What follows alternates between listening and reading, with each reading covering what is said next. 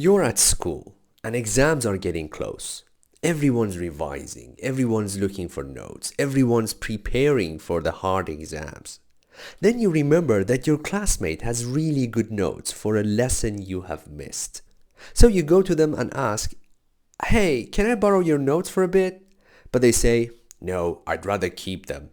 The strange thing is, you know that they have already used their notes. They don't need them anymore. But they just don't want anyone else to benefit from them. That kind of behavior is sometimes described in English as being a dog in the manger. Hello everyone, and welcome back to English with Navid. Today's expression is a dog in the manger. A dog in the manger is someone who won't use something themselves, but also won't let anyone else use it either. So the idea is simple. They don't need it, but they still don't want anyone else to have it.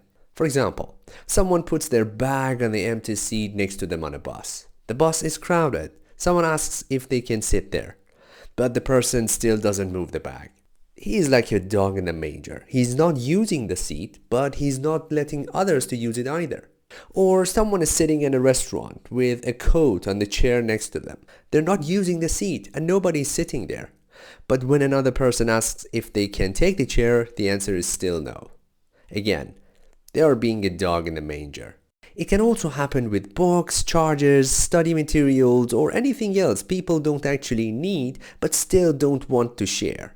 So remember, a dog in the manger means someone who won't use something themselves but won't let anyone else use it either. Notes they don't need, a seat they're not using, a book they're not reading, but nobody else can have it either. That's what we mean by a dog in the manger. Thanks for listening to English with Navid. Until next time, have fun.